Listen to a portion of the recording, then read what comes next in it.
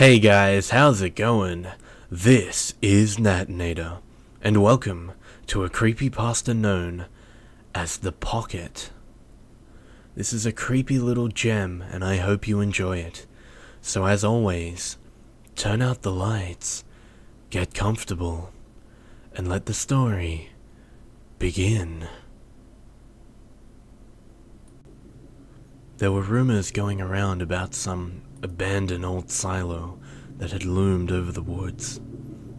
The woods were located in the middle of a field of just dirt alongside the railroad tracks. Not like anyone cares. It's an eerie sight with just, sitting there, looming over the woods with rust trailing down the sides. Anyways, some rumored it to be haunted by some old farmer who hung himself in the silo and takes his revenge on anyone who enters.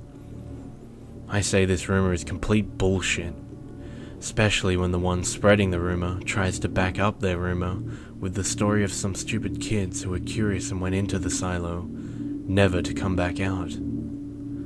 Others say that the silo is just a good hangout spot where people would never find them. So with both positive and negative comments, my geek band of friends and I decided to check it out.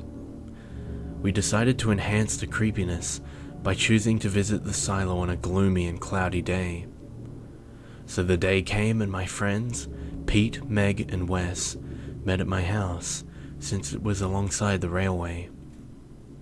We walked along the railway, talking and laughing, having ourselves a good time, until we saw it. The silo was, of course, just sitting there, looming tall over the trees.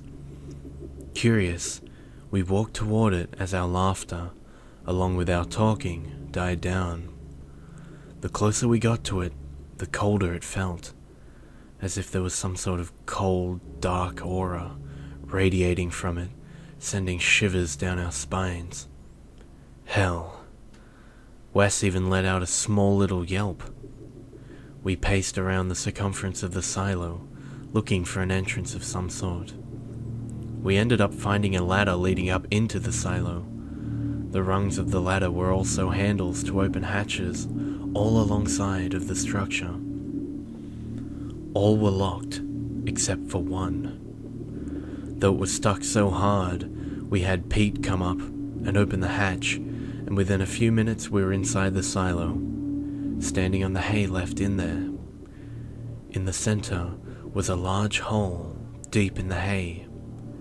It was dark, but we could hear a steady flow of air coming from the bottom. Oddly enough, there was a rope descending into the hole. Since I was the only one smart enough to actually be prepared for this, I took out my flashlight. Holding the flashlight in my mouth, I began to descend. I dropped to the bottom, scanning the small area. Everything seemed safe as I looked at the scattered hay, dirt, and also other peculiar hatch. I beckoned for the others to come down. As they descended, my eye had caught something covering the rope. The color of it was red. I hid my panic and showed the others the hatch I found. Pete opened it, revealing a dark hole. Now the fucked up thing about that was, it reeked of death. The others had sensed it too, and of course, Wes had whimpered like a little bitch. Meg ended up gaining the courage to take my flashlight and go first into the hole. We followed her, and we walked through this dark tunnel for about 10 or 15 minutes until Meg told us we reached another hatch, and she opened it. A bright light had filled the tunnel, and that's when we heard it. A piercing shriek, followed by the sounds of something running, panting hard. In a desperate attempt to avoid the creature that had made that horrific shriek, we ran.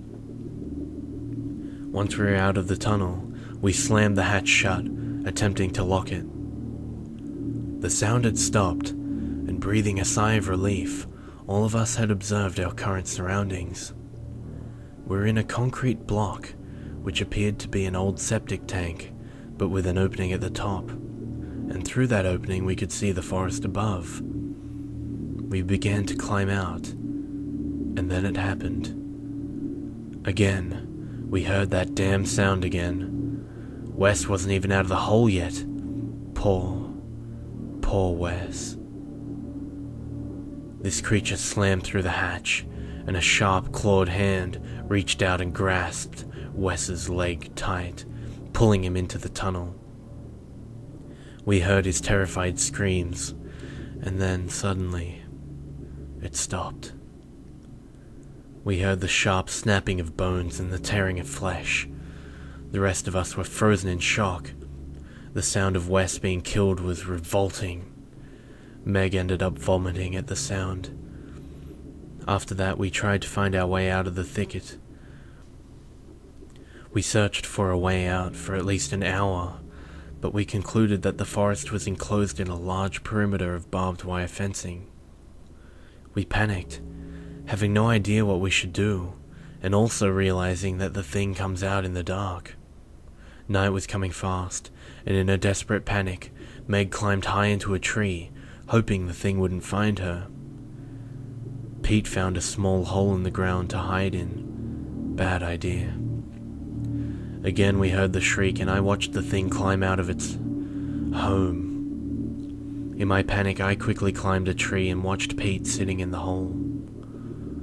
Also, to my regret, had got a better look at the creature we were facing. It was the most grotesque thing I have ever seen. Its face was mask-like, pale white against its dark skin.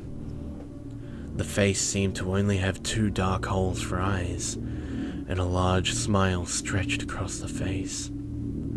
After a few moments of observation, I had soon noticed that it was a mask made from Wes's skinned face. I was scared shitless as the thing was crawling towards Pete.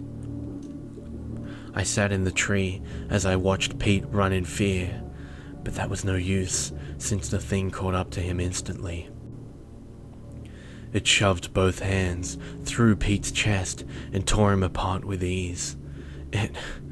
Oh God, its chest opened up, revealing bloody tendrils that wrapped around Pete's head, tearing it off his mutilated corpse, slowly pulling it into the empty cavity, and sealed shut.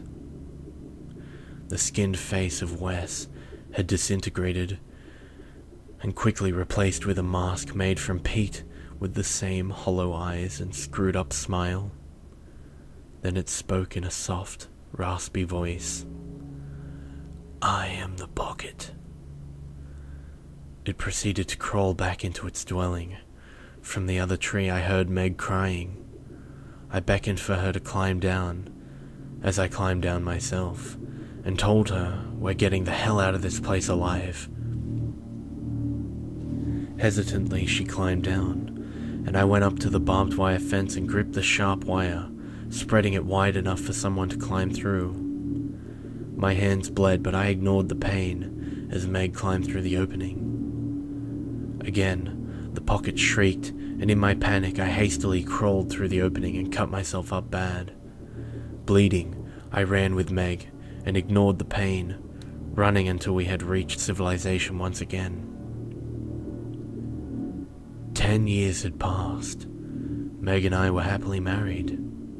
I say were for a reason. The same reason why I'm telling you this story today. Meg is dead. She died a horrible death. So horrible. The police were called to the scene after a couple going for a walk through the woods found her mutilated, headless corpse laying at the edge of the woods. When I say the word edge, that means it's far from the barbed wired fence. This can only mean that the Pocket is free from its prison. It's free, and it's coming straight for me. I know it is. This is horrible. Right now, I'm looking at our marriage picture, trying to calm myself down with the happy memories. It didn't help, because in the reflection of the glass, I saw a face slowly coming towards me. Meg's face. Only it was eyeless, and it had that damn terrifying smile. The pocket. It's here. It has come to take me. I feel its hands pierce through my chest. At this moment, I realized its prime motive. It killed to free people from the hell that now exists in this world. And I earn the privilege to be freed. I smile.